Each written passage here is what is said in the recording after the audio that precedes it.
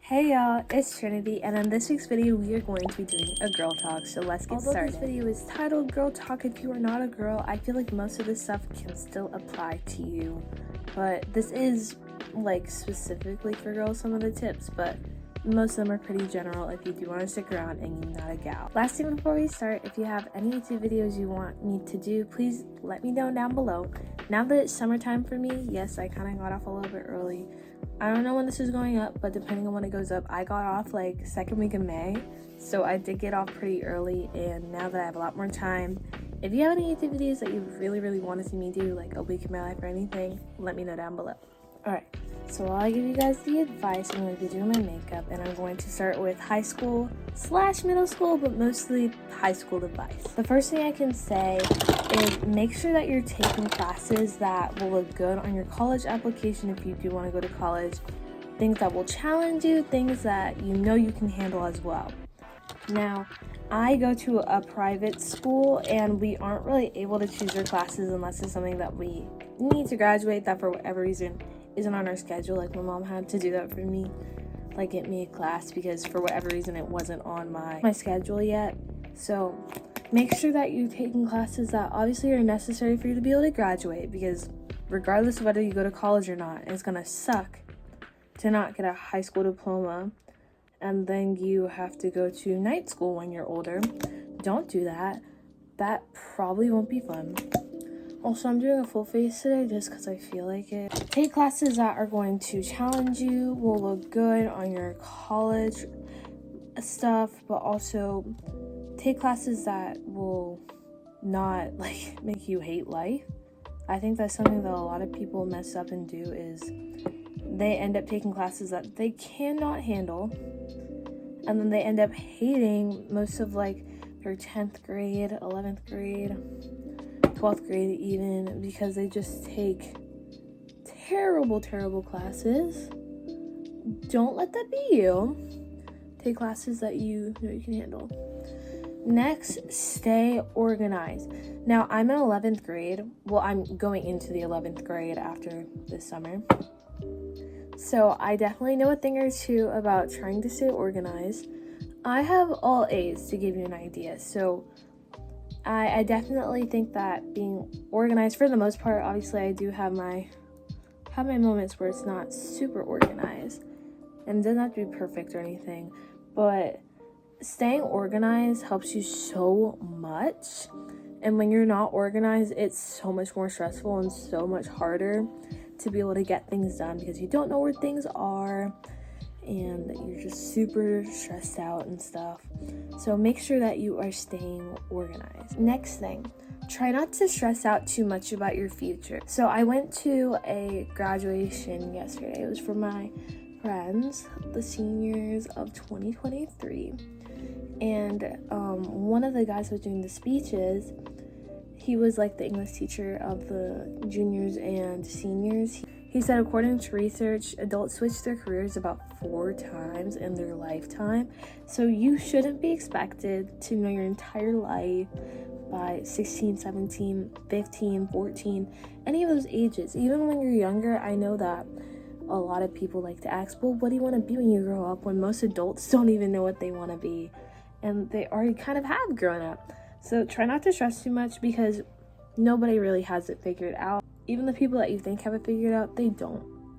So don't worry too much about that. Obviously, like, start thinking about your future, but don't let your decisions about your future dictate your mood currently, because at the end of the day, that's not you at that moment. Especially if you are a freshman, try not to stress too much. I feel like the only time that I feel like it does make sense to start stressing out is when you're a senior and it's like second semester. Then maybe you should be a little stressed out about what you want to do.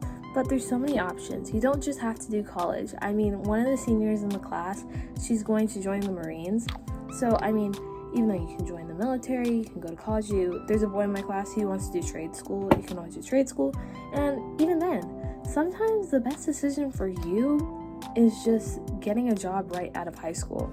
And for some people that works. Do what works for you and try not to stress too much about your future life at 17. Last advice I want to give for the high school section is high school is a super tiny, minuscule period of your life. Your entire childhood from 0 to 18 is this really tiny little blip in your life. Nobody's gonna remember anything from high school. Your decisions from high school, sure, if you like have a criminal record in high school, that might follow you, but like most people aren't gonna remember what you did in high school except for you, and even then you'll probably forget by then too. So try not to act like high school is your entire life, because truly it isn't. Sure, it's you right now. Even for my middle school people, like, middle school isn't your entire life. It'll be over before you know it. And I mean, part of you will probably want to go back. So enjoy it while it lasts, but don't let your high school decisions dictate your entire life. Okay, for the next section, I'm going to be talking about friends. Difficult to make friends, I know, for me personally, although I do have quite a couple good friends now. It has never been super easy for me to connect with people, and even then, most of my friends are just friends by circumstance, and then we became really close. So I know how hard it can be, especially since I am pretty introverted, and all my friends will tell you that's for sure. I'm not a super extroverted person. So the biggest thing I can say for making friends, if you don't have any, if you're transferring from a school, if it's your first day or whatever, of middle school, high school, even elementary school, somehow you're watching this, is try and join clubs, sports, any extracurriculars. Try and join things, because when you find people that have the same interests as you, it's easier to become friends with them, and they're a lot more likely to connect with you in that personal way.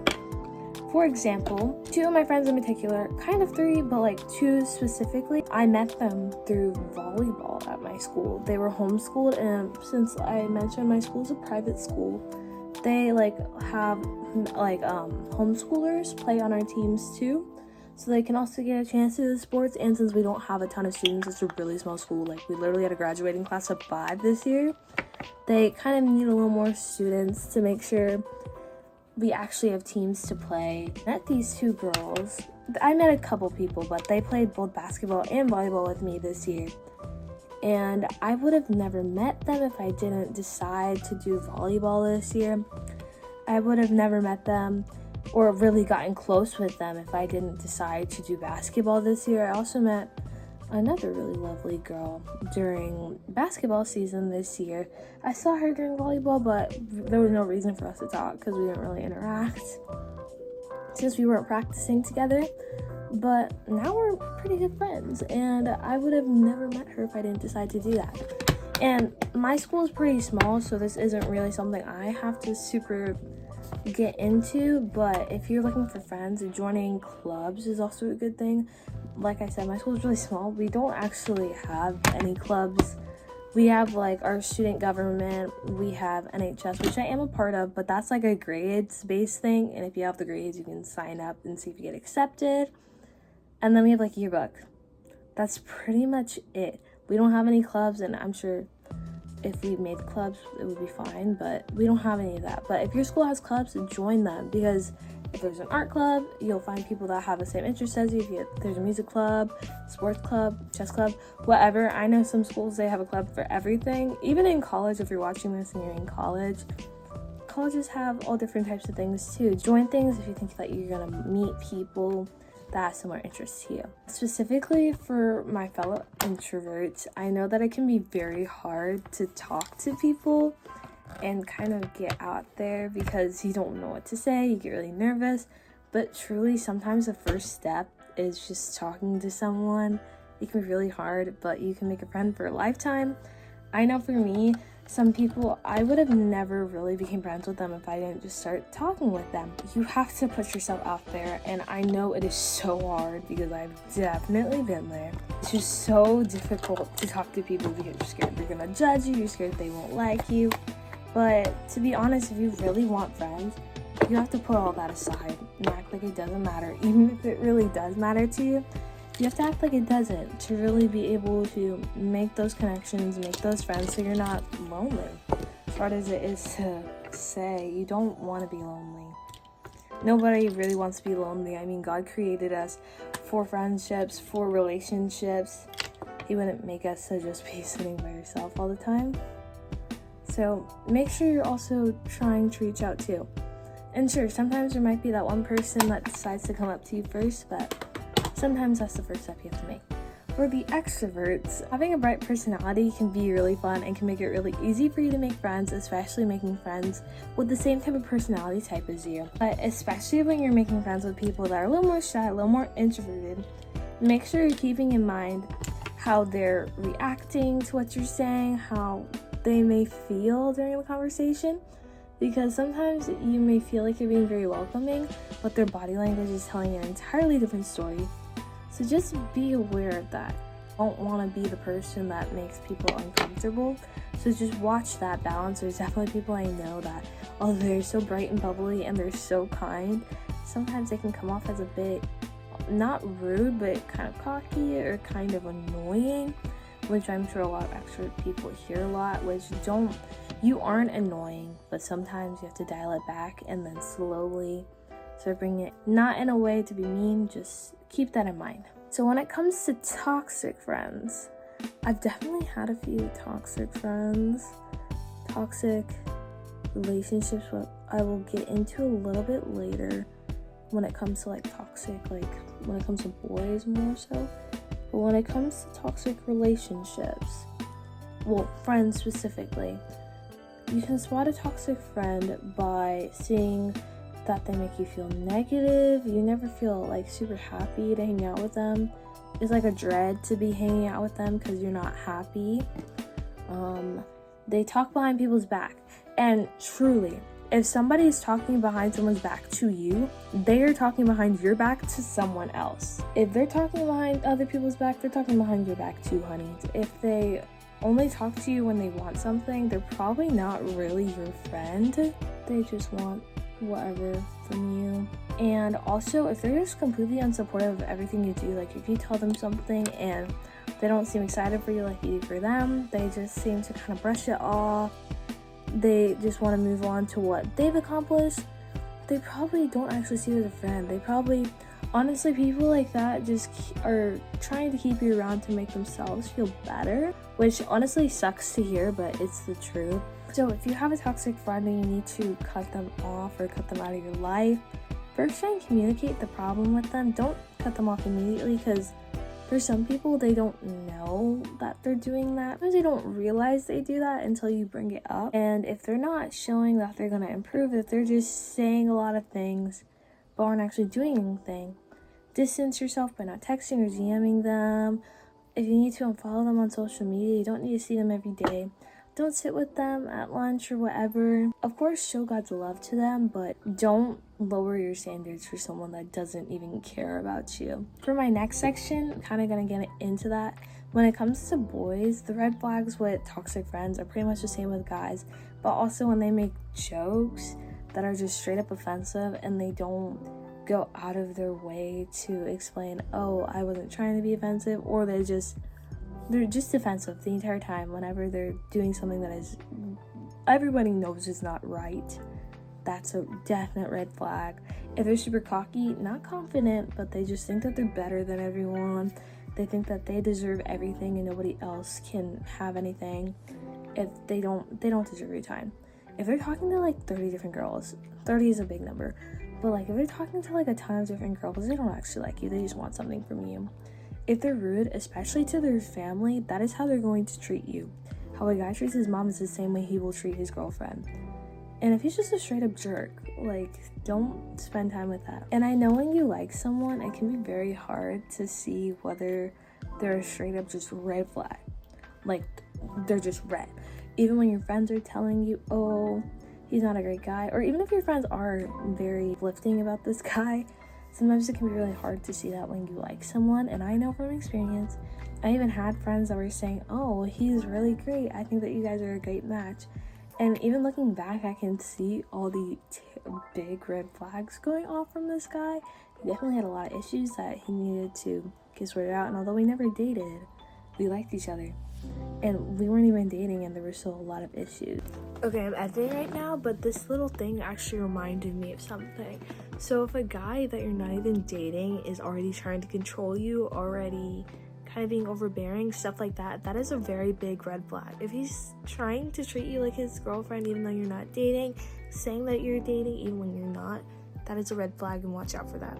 So keep that in mind. If there's a guy that you like that you feel like you just need to get over because he's with someone else, or you have been in a relationship with someone and you broke up with them, the biggest thing I can say from kind of experience, although I've never dated anyone, just from liking people, is hang out with your friends, distance yourself from them. Don't go out of your way to be rude, obviously, just like with the toxic friends. You can kind of do the same thing, but don't go out of your way to be disrespectful or mean, but don't lower your standards. Just like with the toxic friends, know your worth. Don't go out of your way to hang out with someone that doesn't care about you. Don't be distracted by boys. Like, it's not worth it, especially when you're in high school, in college, in middle school. It's not worth it. He's not the love of your life. He's just a guy. Hit him with your car. The love of your life. He is literally just a guy. Hit him with your car.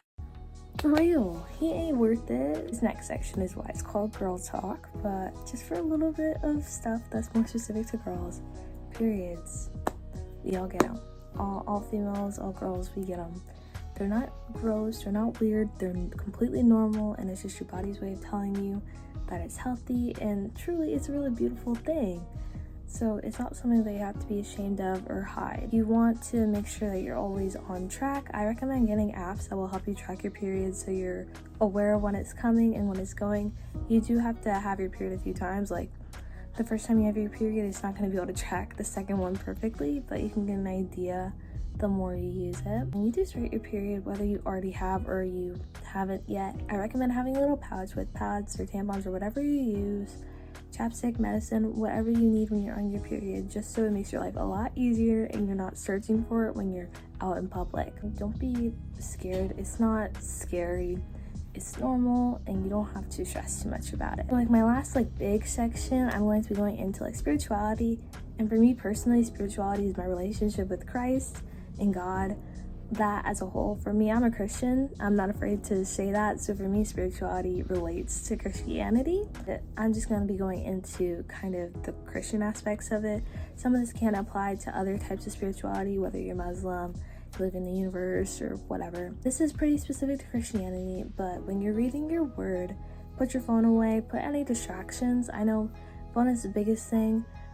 I do read my Bible a lot on my phone, so if you do read on your phone, make sure you put on Do Not Disturb. Don't be distracted by other things when you're focusing with God. Next, your relationship with God does not necessarily apply to other people. What you believe might not be the same as other people, and this can be, let's think about it. I know specifically for Christianity and also Islam, there's so many different sects because so many different people believe in so many different things, and although it's kind of sad to think about why we're all so divided when we still believe the same core beliefs, I'm sure that's not what Christ would want. It's your relationship with Christ. What you believe in is between you and Jesus, as I said earlier.